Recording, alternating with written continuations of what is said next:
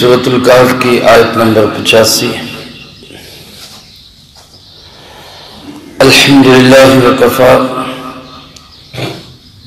وسلام علی عبادہ الذین اصطفی، خصوصا علی سید الرسل وخاتم الانبیاء وعلی آلہ واصحابہ الاتقیاء۔ اما بعد فاعوذ باللہ من الشیطان الرجیم، بسم اللہ الرحمن الرحیم۔ فأتبع سببا حتى إذا بلغ مغرب الشمس وجدها تغرب في عين حمئة ووجد عندها قوما قلنا يا ذا القرنين إما أن تعذب وإما أن تتخذ فيهم حسنا، قال أما من ظلم فسوف نعذبه ثم يرد إلى ربه فيعذبه عذابا نكرا، وأما من آمن وعمل صالحا فله جزاء الحسنى وسنقول له من أمرنا يسرا۔ فأتبع سببا،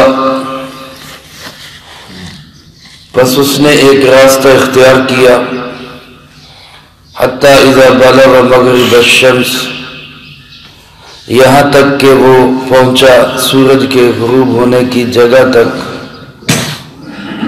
وجدها تغرب فی عین حمیئہ،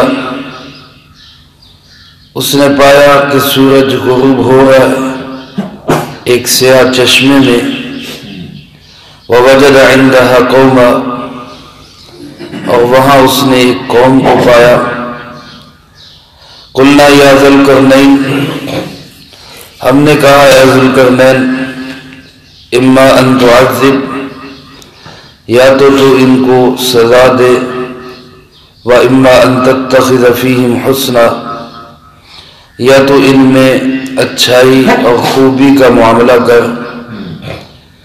قال اما من ظلم فسوف نعذبه، وہ کہنے لگا رہے وہ لوگ جنہوں نے ظلم کیا ان کو تو ہم ان قریب سزا دیں گے، ثم يرد الى ربه، پھر وہ اپنے پروردگار کی طرف لوٹائے جائیں گے، فيعذبه عذابا نكرا، اور وہی ان کو عذاب دے گا شدید ترین عذاب۔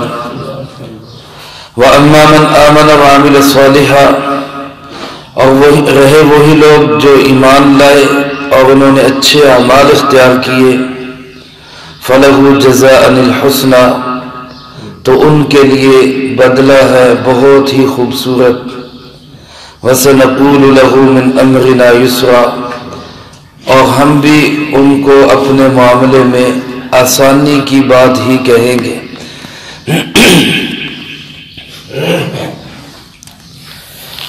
گزشتہ درس میں ذوالقرنین سکندر کا تعارف گزر چکا۔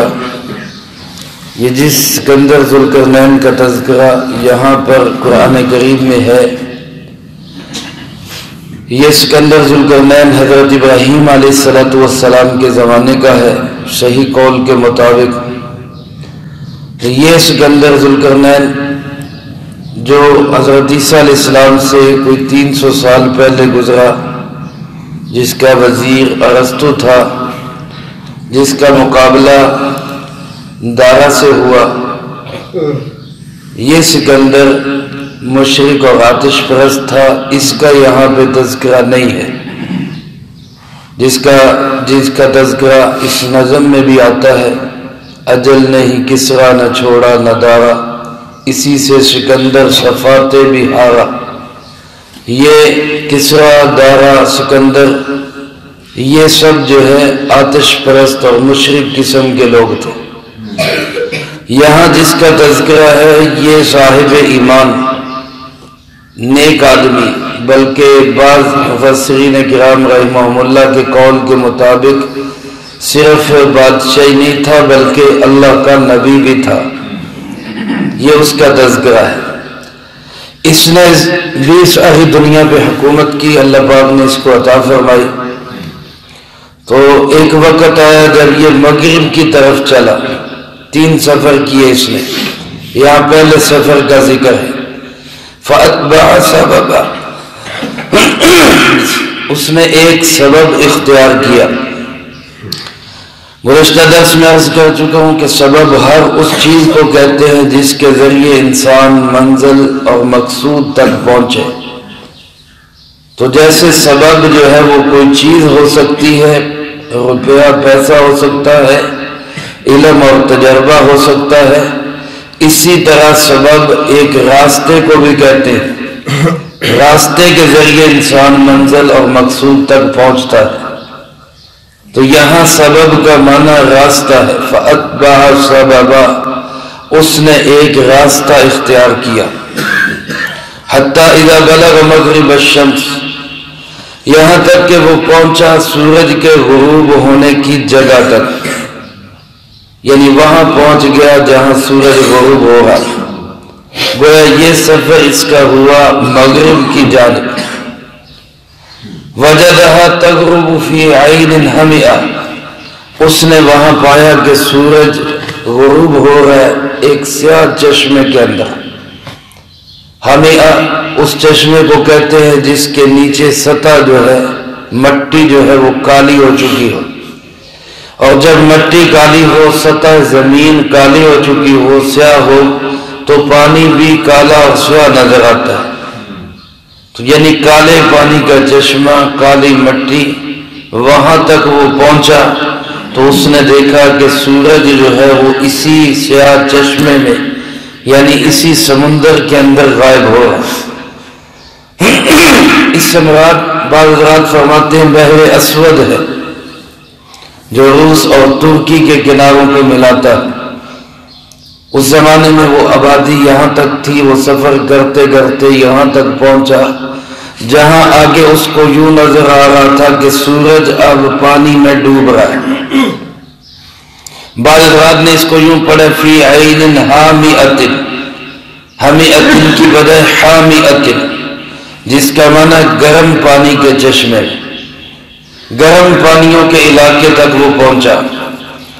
اب جب انسان دور سے سورج کو غروب ہوتے ہوئے دیکھے تو اس کو یوں ہی محسوس ہوتا ہے جیسے سورج پانی کے اندر ہی ڈوب رہا ہے۔ پہلے زمانے میں جب سمندروں میں سفر ہوتے تھے، بحری جہازوں پہ عمومی سفر بھی، تو لوگ بتاتے ہیں حج کے لیے جاتے تو 5-5 6-6 دن سمندر میں لگ جاتے، تو سورج کا طلوع بھی دیکھتے، غروب بھی دیکھتے، تو یوں محسوس ہوتا تھا جیسے طلوع بھی پانی سے ہو رہا ہے اور غروب بھی پانی میں ہو رہا ہے۔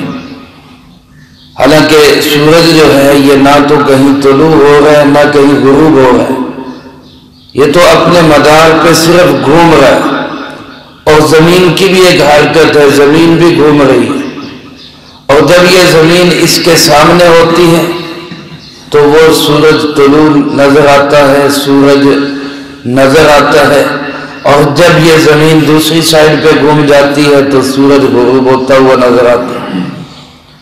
لیکن چونکہ عام مشاہدہ یہی ہوتا ہے، دیکھنے والا یہی سمجھتا ہے کہ اب سورج طلوع ہو رہا ہے اور اب سورج غروب ہو رہا ہے، تو یہ بھی وہاں تک پہنچا تو یوں نظر آیا کہ جیسے سورج جو ہے وہ اسی پانی میں ڈوب رہا ہے۔ اب اس سے آگے کوئی آبادی ہے یا نہیں ہے اس کو نہیں پتا، تو گویا اپنے تئیں اس نے زمین کے آخری کناروں تک اللہ کا پیغام پہنچا دیا۔ جیسے حضرات صحابہ اکرام رضی اللہ تعالیٰ مجمعین میں غالباً حضرت عقبہ ابن عامر رضی اللہ تعالیٰ کا نام آتا ہے کہ وہ افریقہ کی سائڈ پہ سفر کرتے کرتے وہاں تک چلے گئے جہاں آگے پانی پانی، تو اپنے گھوڑے کے اگلے پاؤں پانی میں اتار کے آسمان کی طرف دیکھ کے اللہ رب العزت کو مخاطب کرتے ہوئے عرض کیا، اے اللہ پاک اگر مجھے معلوم ہو کہ اس سے آگے بھی تیری کوئی مخلوق آباد ہے تو یہ پانی میرے راستے میں رکاوٹ نہ بنے، میں اس سے آگے بھی چلا جاؤں۔ لیکن معلوم یہ ہوتا ہے کہ اس سے آگے اب کوئی جہاں نہیں، کوئی انسانی آبادی نہیں، تو اپنے تائیں میں پوری دنیا کے انسانوں تک اللہ تیرا پیغام پہنچا رہا۔ اللہ ہم سب کو بھی ایسی محنت کی توفیق نصیب فرمائے۔ فرمایا جب یہ مغرب الشمس کو پہنچا، اس نے دیکھا سورج وہاں پہ غروب ہو رہا ہے، سیاہ چشمے میں اتر رہا ہے۔ وجد عندها قوما، تو اس نے وہاں پہ ایک قوم کو بھی پایا۔ علماء نے لکھا ہے وحشی قسم کے لوگ تھے، چمڑے کے لباس انہوں نے پہنے ہوئے، ان کی زبان بھی مختلف، ان کے طور طریقے بھی مختلف، لیکن وہ تھے سب کافر اور مشرک۔ آیات کے اگلے حصے سے پتہ چلتا ہے کہ وہ سب کے سب بے ایمان لوگ تھے، ان کے اندر ایمان نہیں تھا۔ اب اللہ پاک ارشاد فرماتے ہم نے اس کو وحی کی، قلنا یا ذوالقرنین، ہم نے کہا اے ذوالقرنین، یہ پیغام یہ حکم ہم نے اس کو دیا۔ اس لفظ سے معلوم ہوتا ہے کہ یہ شخص اللہ کا نبی تھا، کیونکہ ایسا پیغام اللہ کے نبیوں کی طرف ہی آ سکتا۔ بعض حضرات جو فرماتے نبی نہیں تھا، وہ فرماتے یہ خود تو نبی نہیں تھے، ان کے ساتھ اللہ کے کوئی نبی تھے، جیسے کہ حضرت خضر علیہ السلام کا نام بھی آتا ہے، اور اللہ کی وحی ان پہ آئی اور ان کے ذریعے ان کو یہ حکم جاری کیا گیا۔ تو بہرحال اللہ کے نبی ہوں یا نیک صالح بادشاہ ہوں، اللہ پاک نے براہ راست ان کو حکم دیا ہو یا کسی نبی کے واسطے سے ان کو یہ حکم دیا ہو۔ اگلا حکم کیا ہے؟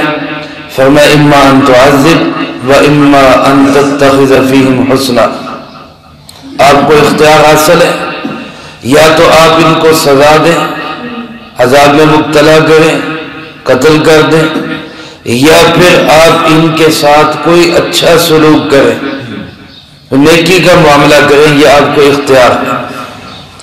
آپ کو اس چیز کی اتھارٹی دی جاتی ہے، آپ اچھائی اور دعوت کے ذریعے ان کو قائل کریں، آپ کی مرضی، اور اگر آپ ان کو سزا دیں، قتل کر دیں، آپ کی مرضی، جو مرضی اختیار کر دیں۔ علماء فرماتے ہیں کہ ذوالقرنین نے اختیار ملنے کے بعد آپ نے فیصلہ یہ کیا، فرمایا کہ اما من ظلم فسوف نعذبہ، جو تو ظالم ہوگا اس کو ہم سزا دیں گے، وہ ہماری سزا سے بچ نہیں سکے گا۔ یہاں ان کا مقصد کیا تھا؟ مقصد یہ تھا کہ ہم ان کو دعوت دیں گے، تسلیم کر لیں گے، ٹھیک ہے ہمارے بھائی ہیں، نہیں تسلیم کریں گے تو ہمارا عادلانہ نظام قبول کر لیں، ہمارے سسٹم کے تحت زندگی گزاریں، نہ مانے ہمارے دین کو، نہ مانے ہمارے عقیدے اور نظریے کو، لیکن سسٹم ہمارا قبول کر لیں، نظام ہمارا قبول کر لیں، اور اگر اس پہ بھی نہیں آئیں گے تو ظالم سمجھے جائیں گے، اور ظالموں کے ساتھ پھر ہم لڑائی ہی کریں گے، ان کو قتل ہی کریں گے۔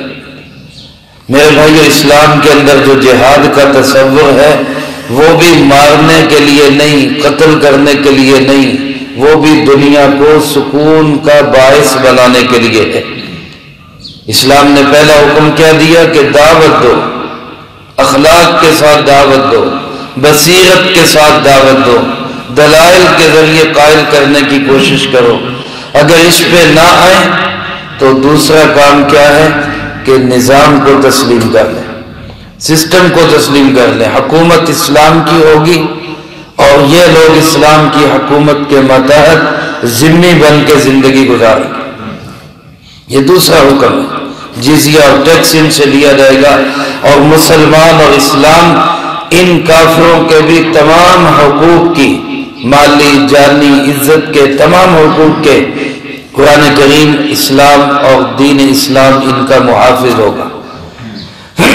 لیکن اگر اس اسلامی نظام کو بھی تسلیم نہیں کرتے اور اس کی بجائے اپنا نظام چلانا چاہتے ہیں اور اسلام کے عادلانہ نظام سے ٹکراتے ہیں، تو پھر آخری درجے میں حکم دیا جاتا ہے کہ اس ایسے کینسر زدہ پھوڑوں کو ختم کر کے دنیا کو امن کا باعث بنایا جائے۔